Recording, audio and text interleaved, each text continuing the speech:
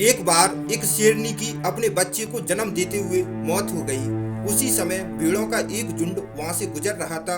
वो शेरनी का बच्चा गलती से भेड़ों के झुंड में शामिल हो गया। भेड़ों ने भी उसे अपने झुंड का हिस्सा समझकर अनदेखा कर दिया। धीरे धीरे वो भेड़ों के साथ ही घुल मिल गया और उसे भेड़ों ने ही पाला।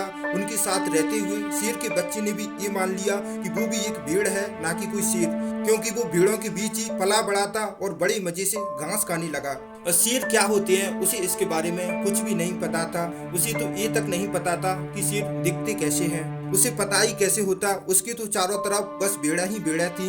उसने ना तो कभी दहाड़ा था और ना ही वो कभी शेर की तरह अकेला रहा था। जैसे जैसे समय बीतता गया वो बच्चा बड़ा हो गया और एक बहुत खूबसूरत और जवान शेर बन गया। जैसे भेड़ें उसकी आदी हो चुकी थी वैसे वो भी भेड़ों का आदी हो चुका था।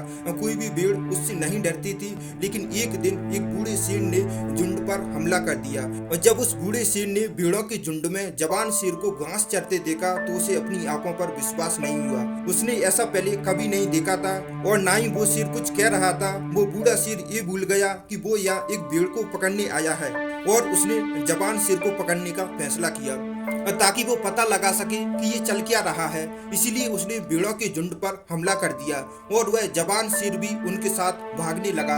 हालांकि जवान शेर को पकड़ना मुश्किल था लेकिन बूढ़े शेर ने किसी न किसी तरह से उसे पकड़ लिया।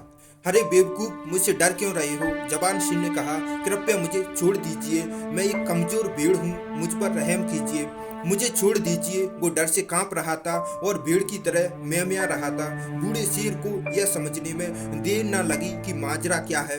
अब बूढ़ा शेर उसे पकड़कर झील की ओर ले जाने लगा लेकिन जवान शेर उसके साथ जाना नहीं चाहता था। उसे लगा था कि शेर उसे झील पर ले जाकर मार देगा।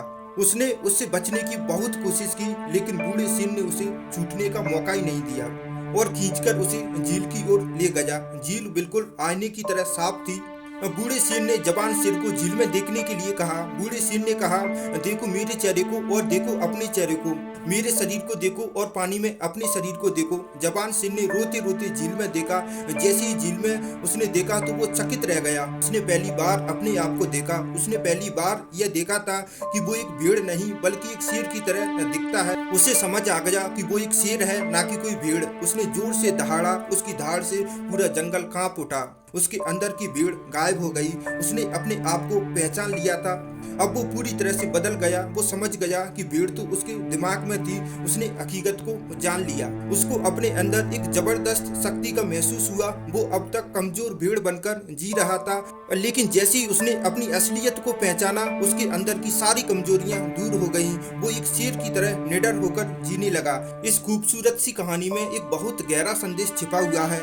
जरा सोचिए, क्या आपके अंदर भी कितनी अनदेखी प्रतिभाएं और क्षमता छिपी हो सकती हैं। आप भी भेड़ों के झुंड से गिरे शेर हो सकते हैं जिसकी वजह से शायद आपने भी ये मान लिया है कि आप बहुत कमजोर हैं और आपको अपनी असली ताकत के बारे में नहीं पता है।